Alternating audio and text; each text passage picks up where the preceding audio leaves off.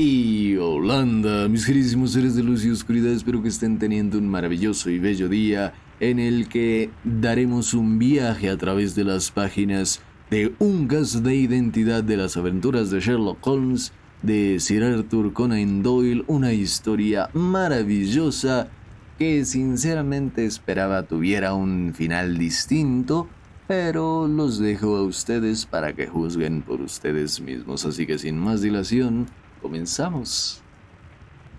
Un caso de identidad de las aventuras de Sherlock Holmes. Mi querido amigo, dijo Sherlock Holmes, estando él y yo sentados al lado de la chimenea, en sus habitaciones de Baker Street.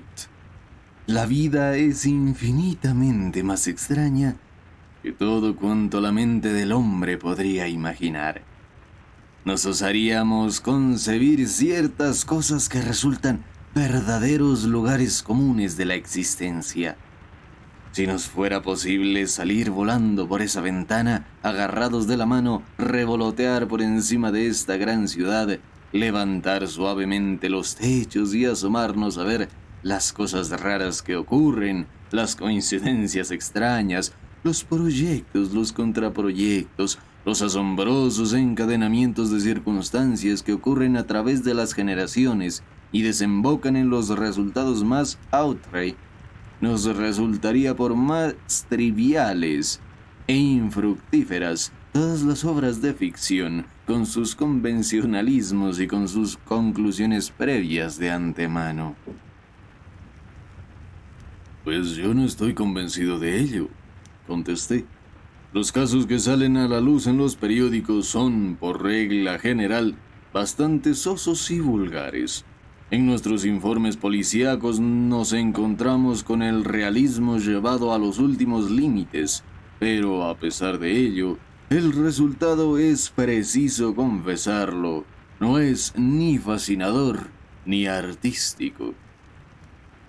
Se requiere cierta dosis de selección y de discreción al exhibir un afecto realista, comentó Holmes. Esto se echa de menos en los informes de la policía, en los que es más probable ver subrayadas las vulgaridades del magistrado que los detalles que encierran para un observador la esencia vital de todo el asunto. Créame, no hay nada tan antinatural como lo común.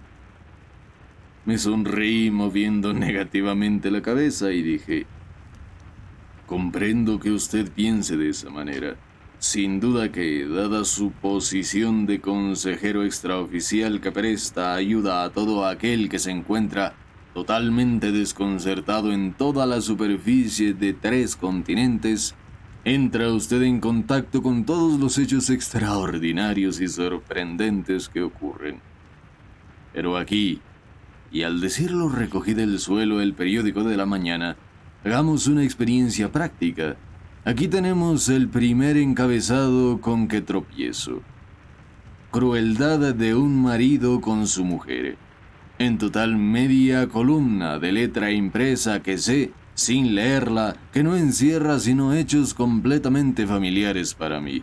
Tenemos, claro está, el caso de la otra mujer, de la bebida, del empujón, del golpe, de las magulladuras, de la hermana simpática o de la patrona. Los escritores más toscos no podrían inventar nada más vulgar.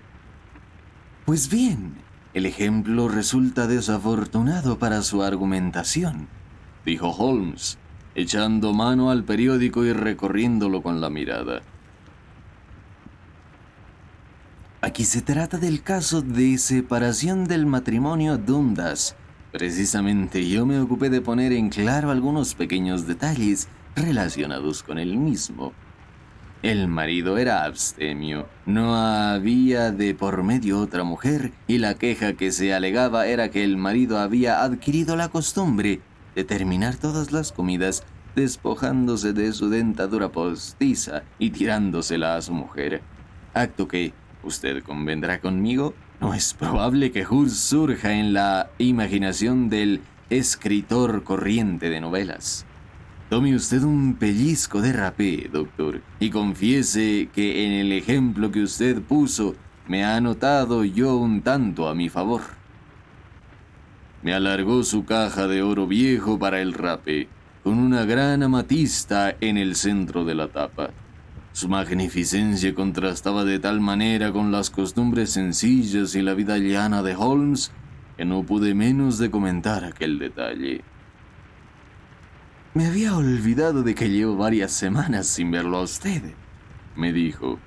«Este es un pequeño recuerdo del rey de Bohemia en pago de mi colaboración en el caso de los documentos de Irene Adler». «¿Y el anillo?», le pregunté mirando al preciso brillante que se centellaba en uno de sus dedos. «Procede de la familia real de Holanda, pero el asunto en que yo le serví es tan extraordinariamente delicado que no puedo confiárselo ni siquiera a usted, que ha tenido la amabilidad de hacer la crónica de uno o dos de mis pequeños problemas». «¿Y no tiene en este momento a mano ninguno?», le pregunté con interés. «Tengo 10 o 12, pero ninguno de ellos presenta rasgos que los hagan destacar. Compréndame, son de importancia sin ser interesantes. Precisamente he descubierto que, de ordinario, suele ser en los asuntos sin importancia donde se presenta un campo mayor de observación, propicio rápido al análisis de causa y efecto, que es lo que da su encanto a las investigaciones. Los grandes crímenes suelen ser los más sencillos, porque cuanto más grande es el crimen, más evidente resulta, por regla general, el móvil. En estos casos de los que le hablo no hay nada que ofrezca rasgo alguno de interés, con excepción de uno bastante intrincado que se me ha sido enviado desde Marsella. Sin embargo, bien pudiera ser que tuviera alguna cosa mejor antes que transcurran otros pocos minutos, porque, o mucho me equivoco, o ahí llega uno de mis clientes». Holmes se había levantado de su sillón y estaba en pie entre las cortinas separadas, contemplando la calle londinense, tristona y de color indefinido. Mirando por encima de su hombro pude ver yo en la acera de enfrente a una mujer voluminosa que llevaba alrededor del cuello una boa de piel tupida y una gran pluma rizada sobre el sombrero de anchas alas, ladeado sobre la oreja según la moda coquetona. Duquesa de Devonshire. Esa mujer miraba por debajo de esta gran panoplia hacia nuestras ventanas con gesto nervioso y vacilante. Mientras su cuerpo oscilaba hacia adelante y hacia atrás, sus dedos manipulaban inquietos con los botones de su guante. Súbitamente, en un arranque parecido al del nadador que se tira desde la orilla al agua, cruzó apresuradamente la calzada y llegó a nuestros oídos un violento resonar de la campanilla de la amada. «He visto antes esos síntomas», dijo Holmes tirando al fuego su cigarrillo. «El oscilar en la acera significa que siempre que se trata de un affaire de cœur.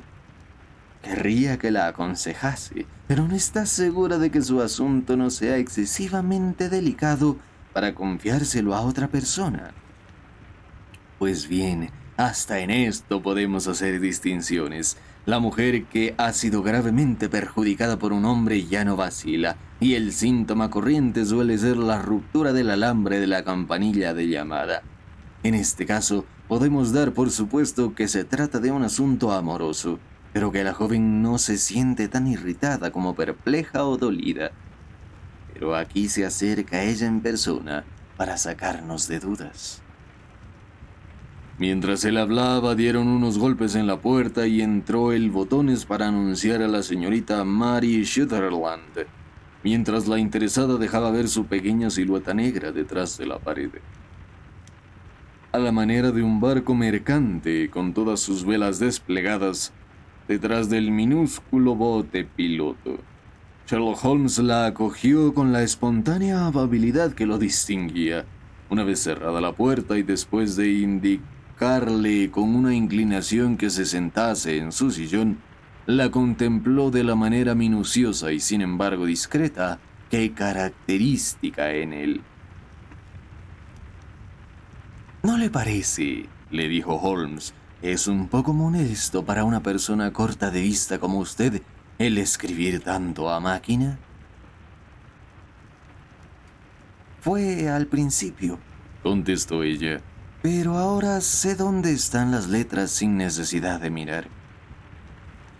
De pronto, dándose cuenta del alcance de sus palabras, experimentó un violento sobresalto y alzó su vista para mirar con temor y asombro la cara ancha y de expresión simpática. «Usted ha oído hablar de mí, señor Holmes», exclamó. «De otro modo, ¿cómo podía saber eso?» «No le dé importancia», le dijo Holmes riéndose, «porque la profesión mía consiste en saber cosas. Es posible que yo me haya enterado en fijarme en lo que otros pasan por alto. Si no fuera así, ¿qué razón tendría usted para venir a consultarme?» «Vine a consultarle, señor, porque me habló de usted la señora Etheridge, el paradero de cuyo esposo descubrió usted con tanta facilidad cuando la policía y todo el mundo lo había dado por muerto. Ay, señor Holmes, si usted pudiera hacer eso mismo por mí. No soy rica, pero dispongo de 100 de libras al año de renta propia, además de lo poco que gano con la máquina de escribir, y lo daría por saber qué ha sido del señor Hosmer Angel». «¿Por qué salió a la calle con tanta precipitación para consultarme?», preguntó Sherlock Holmes, juntando unas con otras las yemas de los dedos de sus manos, con la vista fija en el techo. También ahora pasó una mirada de sobresaltos por el rostro algo inexpresivo de la señorita May Sutherland, y dijo esta: «En efecto, salí de casa disparada porque me irritó el ver la intranquilidad con que lo tomaba todo el señor Windibank, es decir, mi padre. No quiso ir a la policía ni venir a usted y, por último, en vista de que él no hacía nada y de que insistía en que nada se había perdido, me salí de mis casillas, me vestí de cualquier manera y vine a verle». «¿El padre de usted?», dijo Holmes. «Se referirá seguramente a su padrastro, puesto que los apellidos son distintos». «Sí, es mi padrastro. Le llamo padre aunque suene a cosa rara, porque solo lleva 5 años y 2 meses de edad». «¿Vive la madre de usted?». «Sí, mi madre vive y está bien. No me gustó mucho, señor Holmes, cuando ella contrajo matrimonio, muy poco después de morir papá, con un hombre casi 15 años más joven que ella. Mi padre era fontanero en Tottenham Court Road y dejó al morir un establecimiento próspero que mi madre llevó adelante con el capataz, el señor Hardy. Pero al presentarse el señor Windibank lo vendió porque él se consideraba muy por encima de aquello, pues era viejante en vinos. Les pagaron por el traspaso a intereses 4.700 libras, mucho menos de lo que papá habría conseguido de haber vivido». Yo creía que Sherlock Holmes daría muestras de impaciencia ante aquel relato inconexo e inconsecuente, pero por el contrario, lo escuchaba con atención reconcentrada. «¿Proviene del negocio la pequeña renta que usted disfruta?», preguntó Holmes. «De ninguna manera, señor. Se trata de algo en absoluto independiente y que me fue legado por mi tío Ned, de Auckland.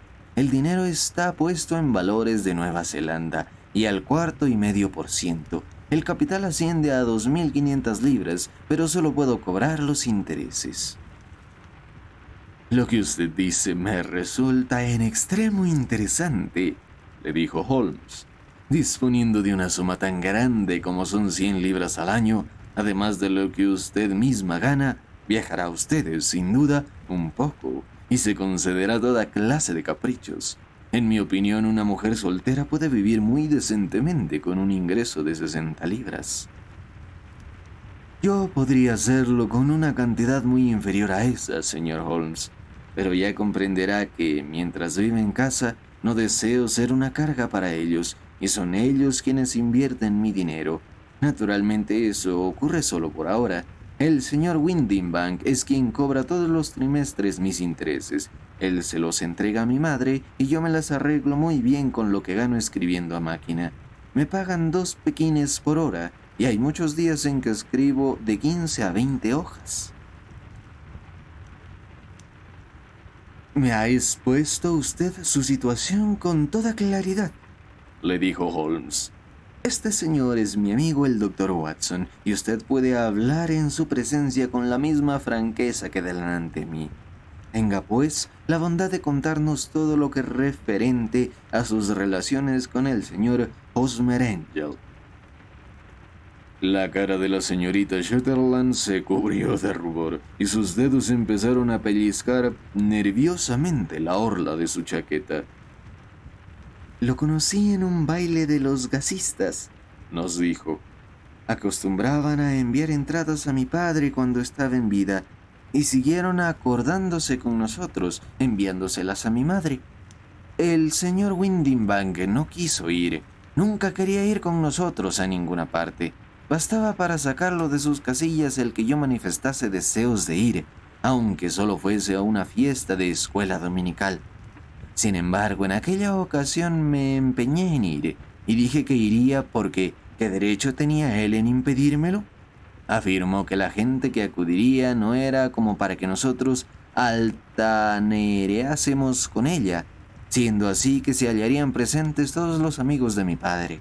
Aseguró también que yo no tenía vestido decente, aunque disponía del de terciopelo color púrpura que ni siquiera había sacado hasta entonces del cajón. Finalmente, viendo que no se salía con la suya, marchó a Francia para negocios de su firma, y nosotros, mi madre y yo, fuimos al baile, acompañadas del señor Hardy, el que ha sido nuestro encargado, y allí me presentaron al señor Hosmer Angel. Me imagino, dijo Holmes, que cuando el señor Windibank regresó de Francia, se molestó muchísimo porque ustedes hubiesen ido al baile. Pues, verá usted, lo tomó muy bien. Recuerdo que se echó a reír, se encogió de hombros y afirmó que era inútil negarle nada a una mujer, porque ésta se salía siempre con la suya. Comprendo. De modo que en el baile de los gasistas conoció usted a un caballero llamado Hosmer Angel. Sí, señor, lo conocí esa noche, y al día siguiente nos visitó para preguntar si habíamos regresado bien a casa. Después de eso nos vimos con él, es decir, señor Holmes, me vi yo con él 2 veces que salimos de paseo, pero mi padre regresó a casa y el señor Hosmer Angel ya no pudo venir de visita. ¿No? Verá usted, mi padre no quiso ni oír hablar de semejante cosa. No le gustaba recibir visitas, si podía evitarlas, y acostumbraba a decir que la mujer debería ser feliz dentro de su propio círculo familiar. Pero como yo le decía a mi madre, la mujer necesita empezar por crearse su propio círculo, cosa que yo no había conseguido todavía. ¿Y qué fue del señor Hosmer Angel? ¿No hizo intento alguno para verse con usted? Pues verá, mi padre iba a marchar a Francia otra vez una semana más tarde, y Hosmer me escribió diciendo que sería mejor y más seguro que no nos viésemos hasta que hubiese emprendido viaje. Mientras tanto podíamos escribirnos, y él lo hacía diariamente. Yo recibía cartas por la mañana, de modo que no había necesidad de que mi padre se enterase. ¿Estaba usted ya entonces comprometida a casarse con ese caballero? Claro que sí, señor Holmes. Nos prometimos después del primer paseo que dimos juntos. Hosmer, el señor Angel, era cajero en una de las oficinas en Landhill Street y... ¿En qué oficinas? Eso es lo peor del caso, señor Holmes, que lo ignoro. ¿Dónde residía en aquel entonces? Dormía en el mismo local de las oficinas. ¿Y no tiene usted su dirección? No, fuera de que estaban en Landhill Street. ¿Y a dónde, pues, se dirigía usted sus cartas? A la oficina de correos de Leadenhall para ser retiradas personalmente. Me dijo que si las enviaba a las oficinas, los demás escribientes le embromarían por recibir cartas de una dama. Me ofrecí pues a escribírselas a máquina, igual que hacía él con las suyas, pero no quiso aceptarlo, afirmando que cuando eran de mi puño y letra le producían en efecto la impresión de que procedían de mí, pero si se las escribía a máquina le daban la sensación de que ésta se interponía entre él y yo. Por ese detalle podrá usted ver, señor Holmes, cuánto me quería y en qué insignificancias se fijaba. Sí, eso fue muy sugestivo, dijo Holmes. Desde hace mucho tiempo tengo ya por axioma el de que las cosas pequeñas son infinitamente las más importantes. ¿Recuerda usted algunas otras pequeñas referentes al señor Hosmer Angel? Era un hombre muy tímido, señor Holmes.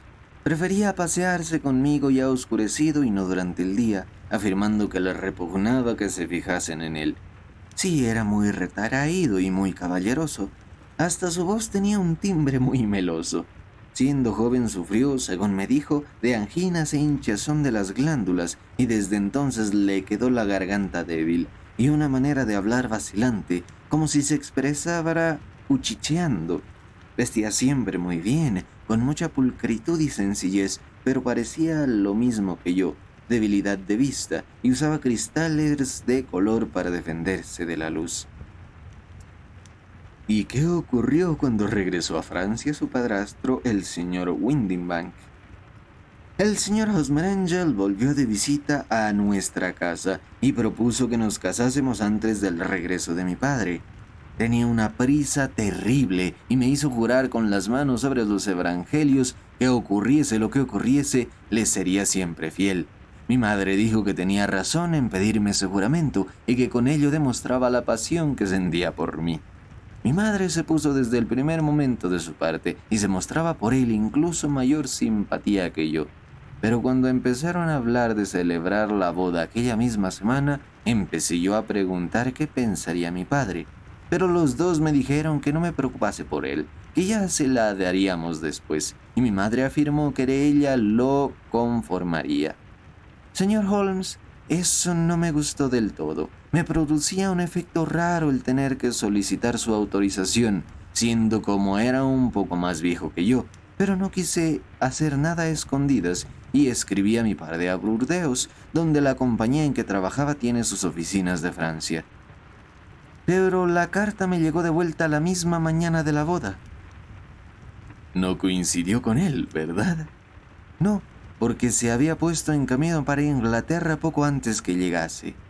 Mala suerte, de modo que su boda quedó fijada para el viernes. ¿Iba a celebrarse en la iglesia? Sí, señor, pero muy calladamente. Iba a celebrarse en St. Behavior cerca de King's Cross, y después de la ceremonia nos íbamos a desayunar en el St. Pancras Hotel. Hosmer vino a buscarnos en un cabriole, pero como nosotras éramos solo dos, nos metió en el mismo coche, y él tomó otro de 4 ruedas, porque era el único que había en la calle. Nosotros fuimos las primeras en llegar a la iglesia. Y cuando llegó el coche es que esperábamos que Hosmer se apeara del mismo, pero no se apeó, y cuando el cochero bajó del pescante miró al interior, allí no había nadie. El cochero dijo que no acertaba a imaginarse qué había podido hacerse el viajero, porque lo había visto con sus propios ojos subir al coche. Eso ocurrió el viernes pasado, señor Holmes, y desde entonces no he tenido ninguna noticia que pueda arrojar luz sobre su paradero. Me parece que se han portado con usted de una manera vergonzosa, dijo Holmes. Oh, no, señor. Era un hombre demasiado bueno y cariñoso para abandonarme de ese modo. Durante toda la mañana no hizo otra cosa que insistir en que, ocurriese lo que ocurriese, tenía yo que seguir siéndole fiel, aunque algo imprevisto nos separase al uno del otro. Tenía que yo acordarme de que me había comprometido a él y que más pronto más tarde se presentaría a exigirme el cumplimiento de mi promesa. Eran palabras que resultaban extrañas dichas de la mañana de una boda, pero adquieren sentido por lo que ha ocurrido después. Lo adquieren con toda evidencia. Según eso, usted está en la creencia de que le ha ocurrido alguna catástrofe imprevista. Sí, señor, creo que él previó algún peligro. pues de lo contrario no habría hablado como habló, y pienso además que ocurrió lo que él había previsto. ¿Y no tiene usted idea alguna de lo que pudo ser? Absolutamente ninguna. Otra pregunta más. ¿Cuál fue la actitud de su madre en el asunto? Se puso furiosa, me dijo que yo no debía volver a hablar jamás de lo ocurrido. ¿Y su padre? ¿Se lo contó usted? Sí, y pareció pensar al igual que yo, que le había sucedido algo a Hosmer y que yo volvería a tener noticias de él, porque se preguntaba qué intereses podría tener alguien en llevarme hasta las puertas de la iglesia y abandonarme allí. Si él me hubiese pedido dinero prestado o si, después de casarse conmigo, hubiese conseguido poner mi capital a nombre suyo, podría haber una razón. Pero Hosmer no quería depender de nadie en cuestión de dinero y nunca quiso aceptar ni un solo chelín mío. ¿Qué podía, pues, haber ocurrido? ¿Y por qué no pude escribir? Solo de pensarlo me pongo medio loca. No puedo pegar ojo en toda la noche. Sacó de su manguito un pañuelo y empezó a sollozar. «Examinaré el caso en interés de usted», le dijo Sherlock Holmes levantándose, «y no dudo de que llegaremos a resultados concretos. Descargue desde ahora sobre mí el peso de este asunto y desentienda por completo su pensamiento del mismo, y sobre todo, procure que el señor Hosmer Ángel se desvanezca de su memoria de la misma manera que él se ha desvanecido de su vista». ¿Cree usted que ya no volveré a verlo más? Me temo que no. ¿Qué le ha ocurrido entonces? Deje a mi cargo esa cuestión. Desearía que me diera una descripción exacta de esa persona y cuántas cartas suyas pueda usted entregarme. El sábado pasado puse un anuncio pidiendo noticias suyas en el Chronicle, dijo la joven. Aquí tiene el texto y aquí tiene también cartas suyas. Gracias. ¿La dirección de usted? Leon Place, número 31, Camberwell. Por lo que he podido entender, el señor Angel no le dio nunca su dirección. ¿Dónde trabaja el padre de usted? Es viajante de Westes House y Markbank, los más grandes importadores de claret de Fenchurch Street. Gracias. Me ha expuesto usted su problema con gran claridad. Deje aquí los documentos y acuérdese del consejo que le he dado. Considere todo el incidente como un libro cerrado y no permita que ejerza influencia en su vida. Es usted muy amable, señor Holmes, pero yo no puedo hacer eso. Permaneceré fiel al señor Hosmer. Me hallará dispuesta cuando él vuelva. A pesar de lo absurdo del sombrero y de su cara inexpresiva, tenía algo de noble que le imponía respeto. La fe sencilla de nuestra visitante. Depositó encima de la mesa su pequeño lío de papeles y siguió su camino con la promesa de presentarse siempre que la llamase el señor Holmes. Sherlock Holmes permaneció silencioso durante algunos minutos, con las yemas de los dedos juntas, las piernas alargadas hacia adelante y la mirada dirigida hacia el techo. Cogió luego del colgadero la vieja y aceitosa pipa de arcilla. Era para él como su consejera, y una vez encendida, se recostó en su silla lanzando de sí, en espirales, las guirnaldas de una nube espesa de humo azul, con una expresión de languidez infinita en su cara. Esta osa constituye un estudio interesante, comentó. Ella me ha resultado más interesante por su pequeño problema que el que, dicho sea de paso, es bastante trillado. Si usted consultara mi índice, hallará casos similares. En Andover, el año 67, y algo que se le parece ocurrió también en La Haya en el año pasado. Sin embargo, por vieja que sea la idea, contiene uno o dos detalles que me han resultado nuevos. Pero la moza fue sumamente aleccionadora. Me pareció que observaba usted en ella muchas cosas que eran completamente invisibles para mí, le hice notar. Invisibles no, Watson, sino inobservadas. Usted no supo dónde mirar y por eso se le pasó por alto todo lo importante. No consigo convencerle de la importancia de las mangas, de lo sugeridoras que son las uñas de los pulgares, de los problemas cuya solución depende un cordón de zapatos. Veamos, ¿qué dedujo usted del aspecto exterior de esa mujer? Descríbamelo. Llevaba un sombrero de paja de alas anchas y de color pizarra, con una pluma de color rojo ladrillo. Su chaqueta era negra, adornada con abalorios negros y con una orla de pequeñas cuentas de azabache. El vestido era color marrón, algo más oscuro que el café, con una pequeña tira de felpa púrpura en el cuello de las mangas. Sus guantes tiraban a grises, completamente desgastados en el dedo índice de la mano derecha. No me fijé en sus botas. Ella es pequeña, redonda, con aros de oro en las orejas y un aspecto general de persona que vive bastante bien, pero de una manera vulgar, cómoda y sin preocupaciones. Sherlock Holmes pameó suavemente con ambas manos y se rió por lo bajo. Por mi vida, Watson, está usted haciendo progresos. Lo ha hecho usted muy bien. Es cierto que se le ha pasado por alto todo cuanto tenía importancia, pero ha dado usted con el método. Posee una visión rápida del color. Nunca se confíe de impresiones generales. Concéntrese en los detalles. Lo primero que yo miro son las mangas de una mujer. En el hombre tiene quizá mayor importancia la rodillera del pantalón. Según ha podido usted advertir, esta mujer lucía felpa en las mangas, y la felpa es un material muy útil para descubrir rastros. La doble línea, un poco más arriba de la muñeca, en el sitio donde la mecanografía hace presión contra la mesa, estaba perfectamente marcada.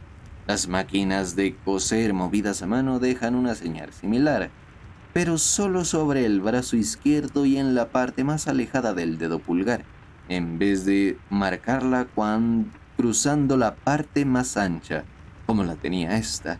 Luego miré a su cara y descubrí en ambos lados de su nariz la señal de unas gafas a presión, lo cual me permitió aventurar mi observación sobre la cortedad de vista y la escritura, que pareció sorprender a la joven.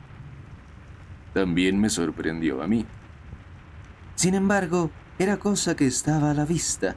Después de eso me sorprendió mucho y me interesó, al mirar hacia abajo, observar que a pesar de que las botas que llevaba no eran de distinto número, sí eran desparejas, porque tenían la puntera con ligeros adornos, mientras que la otra era lisa. Una tenía abrochados únicamente los 2 botones de abajo, eran 5, y la otra los 2 botones, primero, tercero y quinto. Pues bien, cuando una señorita joven correctamente vestida en todo lo demás ha salido de su casa con las botas desparejas a medio abrochar, no es muy difícil deducir que salió con mucha precipitación. ¿Y qué más?, pregunté vivamente interesado, como siempre me ocurría con los incisivos razonamientos de mi amigo. Advertí de pasada que se había escrito una carta antes de salir de casa, pero cuando estaba ya completamente vestida, usted se fijó en que el dedo índice de la mano derecha de su guante estaba roto, pero no se fijó, por lo visto, en que tanto el guante como el dedo estaban manchados de tinta violeta. Había escrito con mucha prisa y había metido demasiada pluma en el tintero. Eso debió de ocurrir esta mañana, pues de lo contrario la mancha de tinta no estaría fresca en el dedo. Todo esto resulta divertido, aunque sea elemental, Watson, pero es preciso que vuelva al asunto. ¿Tiene usted inconveniente en leerme la descripción del señor Hosmer Angel que se da en el anuncio? Puse a la luz el pequeño anuncio impreso que decía: desaparecido la mañana del día 14, un caballero llamado Hosmer Angel. Estatura, 1,75 m, de fuerte conformación, cutis cetrino, pelo negro, una pequeña calva en el centro, disruto con largas patillas y bigote. Usa gafas con cristales de color y habla con alguna dificultad. La última vez que se le vio vestía levita negra con solapas de seda, chaleto negro, albertina de oro y platón gris de paño Harris, con polainas oscuras sobre las botas de elástico. Se sabe que estaba empleado en una oficina de la calle Lanenhall Street. Cualquiera que proporcione Con eso basta, dijo Holmes. Respecto a las cartas, dijo pasándoles la vista por encima, son de lo más vulgar. No existe en ellas pista alguna que nos conduzca al señor Angel, salvo la de que cita una vez a Balzac. Pero hay un detalle notable y que no dudo le sorprenderá. Que están escritas a máquina, hice notar yo. No solo eso, sino que incluso lo está la firma. Fíjese en la pequeña y limpia inscripción de Hosmer Angel que hay al pie. Tenemos una fecha, pero no la dirección completa, fuera de lo de Leadenhall Street, lo cual es bastante vago. Este detalle de la firma es muy sugerente. A decir verdad, pudiéramos calificarlo de probatorio. ¿Y qué prueba? Es posible, querido compañero, que no advierta usted la marcada dirección que da el caso. Mentiría si dijese que la veo, como no sea la de que lo hacía para poder negar su firma en el caso de que fuera demandado por ruptura de compromiso matrimonial. No se trata de eso. Sin embargo, voy a escribir 2 cartas que nos sacarán de dudas. Una para cierta firma comercial de la City y otra al padrastro de esta señorita, el señor Windibank, en la que le pediré que venga a vernos aquí mañana a las 6 de la tarde. Pues igual que trataremos del caso con los parientes varones.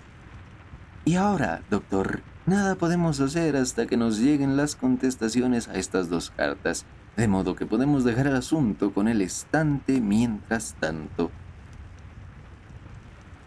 Yo ya tenía entonces muchas razones para creer en la sutil capacidad de razonamiento de mi amigo y en su extraordinaria energía para la acción, por lo que estaba convenido de que debía de tener alguna base sólida para tratar de manera tan segura y desenvuelta el extraño misterio, cuyo sondeo le había encomendado. Tan solo en una ocasión le había visto fracasar, en la fotografía de Irene Adler y del rey de Bohemia, pero al repasar en mi memoria el tan misterioso asunto del signo de los 4 y las circunstancias extraordinarias que rodearon al estudio en escarlata, tuve el convencimiento de que tendría que ser muy enrevesada la maraña que él no fuese capaz de desenredar. Me marché y lo dejé dando bocanadas con su pipa de arcilla, convencido de que cuando yo volviese por allí la noche siguiente, me contaría con que Holmes tenía en sus manos todas las pistas que le conducirían a la identificación del desaparecido novio de la señorita Mary Sutherland. Ocupaba por aquel entonces toda mi atención en un caso profesional de extrema gravedad, y estuve durante todo el día siguiente atareado junto al lecho del enfermo. No quedé libre hasta que ya iban a dar las 6 y entonces salté a un cabriolé para que me llevara a Baker Street. Medio asustado ante la posibilidad de llegar demasiado tarde para asistir al dénouement del pequeño misterio. Sin embargo, me encontré a Sherlock Holmes sin compañía, medio dormido y con su cuerpo largo y delgado hecho un ovillo en las profundidades de su sillón. Un formidable despliegue de botellas y tubos de ensayo y el inconfundible acre olor del ácido hidroclórico me dijeron que se había pasado el día dedicado a las manipulaciones químicas a las que era tan aficionado. ¿Qué? ¿Lo resolvió usted?, le pregunté al entrar. Sí, era el bisulfato de varita. No, el misterio, le grité. Oh, eso. Creí que se refería a la sal que había estado manipulando. Como le dije ayer, en este asunto nunca hubo misterio alguno, aunque hacía algunos detalles de interés. El único inconveniente con que nos encontramos es que, según parece, no existe ley alguna que permita castigar al granuja este. ¿Y quién era el granuja que se propuso con abandonar a la señorita Sutherland? No había apenas salido de mi boca la pregunta y aún no había abierto Holmes los labios para contestar cuando oímos fuertes pisadas en el pasillo y los golpecitos a la puerta. Ahí tenemos al padrastro de la joven, el señor Windibank, dijo Holmes. Me escribió diciéndome que estaría aquí a las 6. Adelante. El hombre que entró era corpulento, de estatura mediana, de unos 30 años de edad, completamente rasurado, de cutis cetrino, de maneras melosas e insinuantes, y con un par de ojos asombrosamente agudos y penetrantes. Disparó hacia cada uno de nosotros una mirada interrogadora, puso su brillante sombrero de copa encima del armario y después de una leve inclinación de cabeza, se sentó en la silla que tenía más cerca a su lado.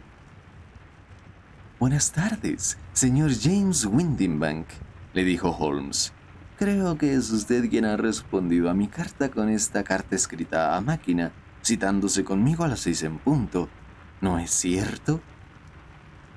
En efecto, señor, me temo que he llegado con un pequeño retraso, pero tenga en cuenta que no puedo disponer de mi persona libremente.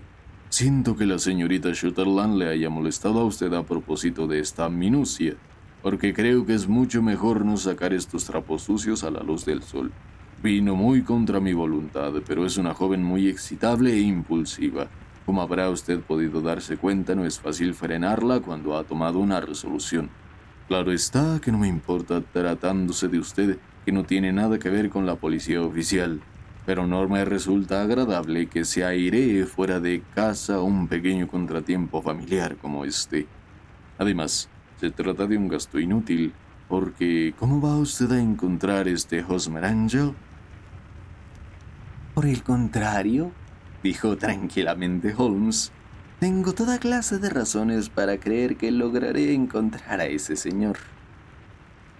El señor Windibank experimentó un violento sobresalto y dejó caer sus guantes diciendo: «Me encanta oírlo decir eso».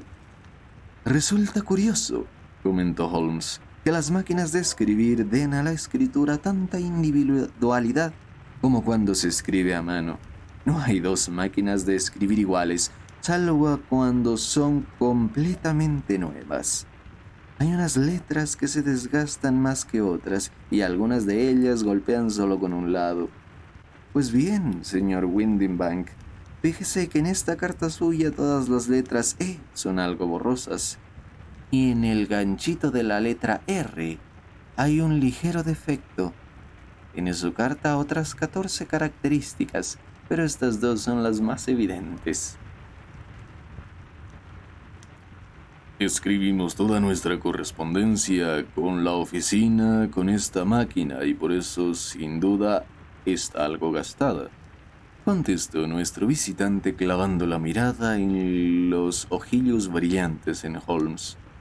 Y ahora, señor Windibank, voy a mostrarle algo que constituye realmente un estudio interesantísimo, continuó Holmes. Estoy pensando en escribir cualquier día de estos otra pequeña monografía acerca de la máquina de escribir y de sus relaciones con el crimen. Es un tema al que he consagrado alguna atención.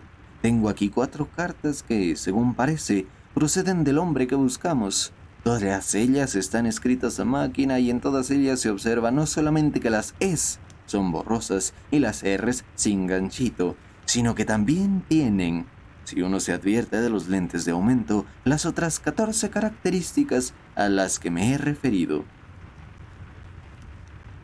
El señor Windibank saltó de su asiento y echó mano a su sombrero diciendo: «Señor Holmes, yo no puedo perder el tiempo escuchando esta clase de charlas fantásticas. Si usted puede atrapar a ese hombre, hágalo y avíseme después». «Desde luego», dijo Holmes cruzando la habitación y haciendo girar la llave de la puerta.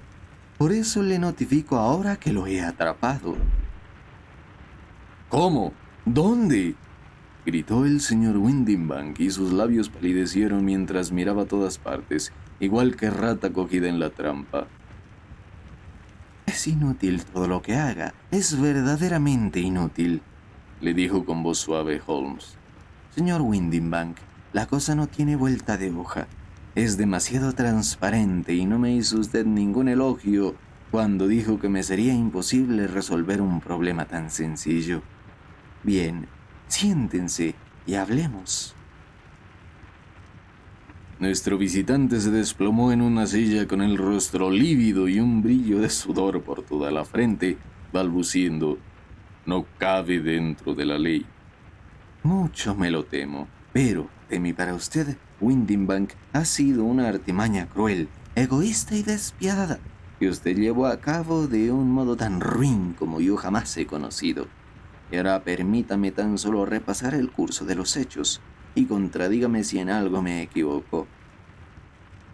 Nuestro hombre estaba encogido en su asiento, con la cabeza caída sobre el pecho, como persona que ha sido totalmente aplastada. Holmes colocó sus pies en alto, apoyándolos en la repisa de la chimenea y echándose hacia atrás en su sillón. Con las manos en los bolsillos, comenzó a hablar en apariencia para sí mismo más que para nosotros, y dijo: el hombre en cuestión se casó con una mujer mucho más vieja que él por su dinero, y además disfrutaba del dinero de la hija mientras ésta vivía con ellos. Esta última cantidad era de importancia para alguien de su posición, y el perderla habría equivalido a una diferencia notable. Valía la pena realizar un esfuerzo para conservarla. La hija era de carácter bondadoso y amable, cariñosa y sensible en sus maneras. Resultaba pues evidente que con sus buenos dotes personales y su pequeña renta, no la dejarían permanecer soltera mucho tiempo. Ahora bien, y como es natural, su matrimonio equivalía a perder 100 libras anuales y, ¿qué hizo entonces para impedirlo el padrastro? Adoptó la forma fácil de mantenerla dentro de casa, prohibiéndole el trato con otras personas de su misma edad. Pero pronto comprendió que aquel sistema no sería eficaz siempre. La joven se sintió desosegada y reclamó sus derechos, terminando por anunciar su propósito de asistir a cierto baile. ¿Qué hace entonces su hábil padrastro? Concibió un plan que hace más honor a su cabeza que a su corazón.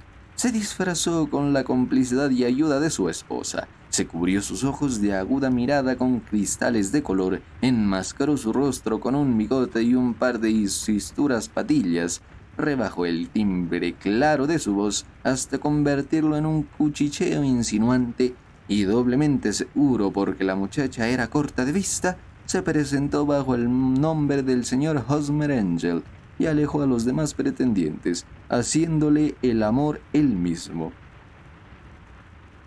Al principio fue solo una broma, gimió nuestro visitante.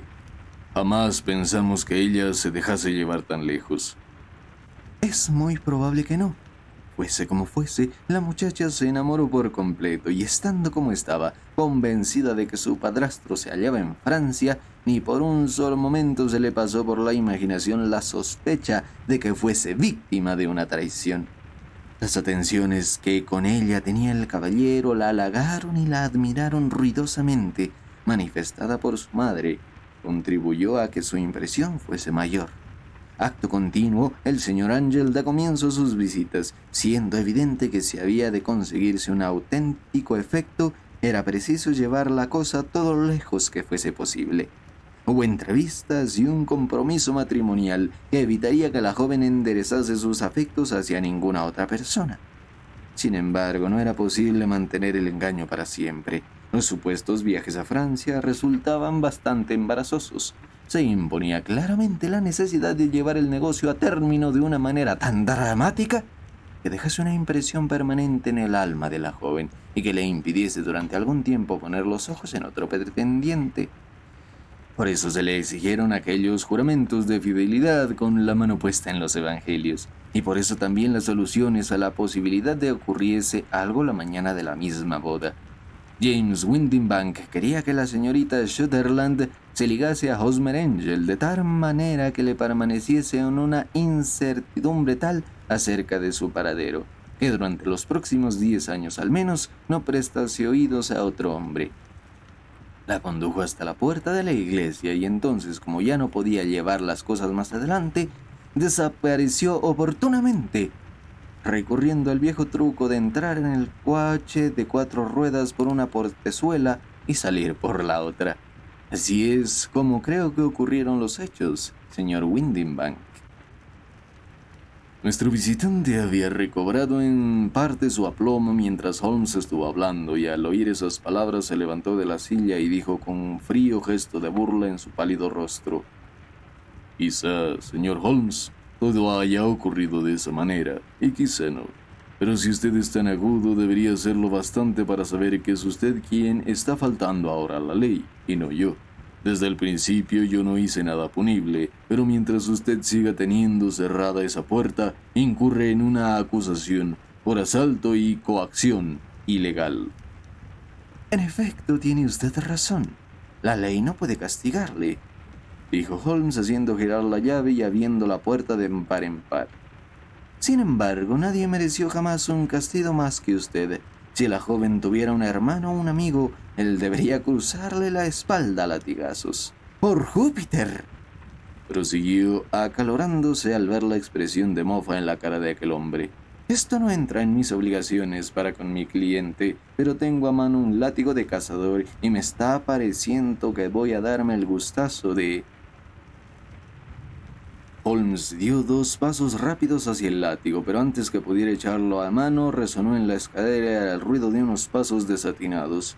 Se cerró con un golpe estrepitoso la pesada puerta del vestíbulo y pudimos ver por la ventana al señor James Windibank, que corría calle adelante todo lo que daban sus piernas. «Ahí va un hombre que hace sus canalladas a sangre fría», exclamó Holmes riéndose al mismo tiempo que se dejaba caer otra vez en su sillón. El individuo se irá subiendo de categoría en sus crímenes y terminará cometiendo alguno muy grave que lo llevará a la horca. Desde algunos puntos de vista no ha estado el caso actual desprovisto por completo de interés.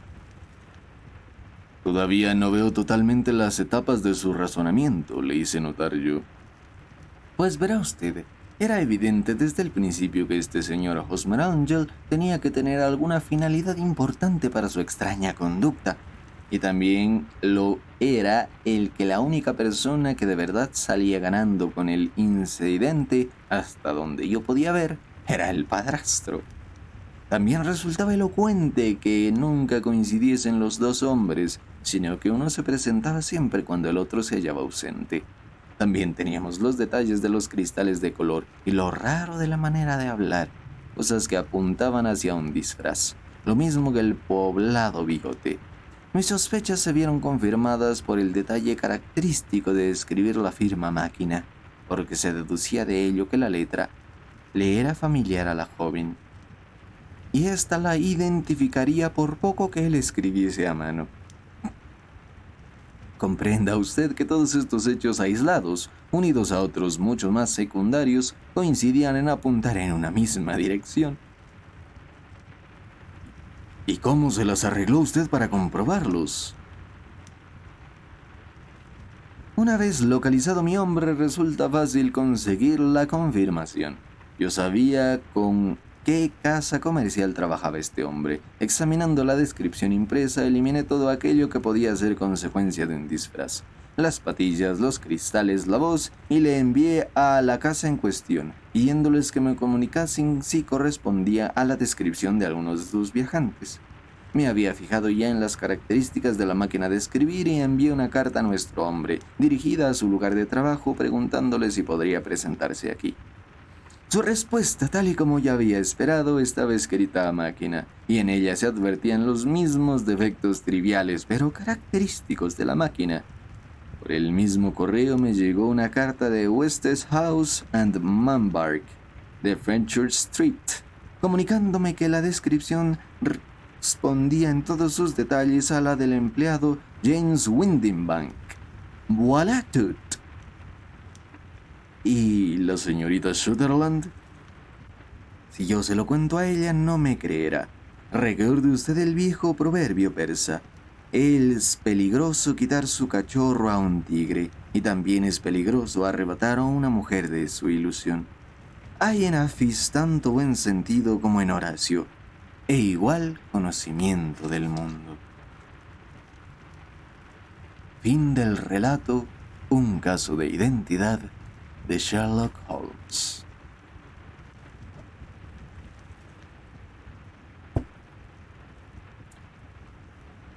¿Qué les pareció la historia, mis queridísimos seres de luz y oscuridad? Cuéntenme, los leo.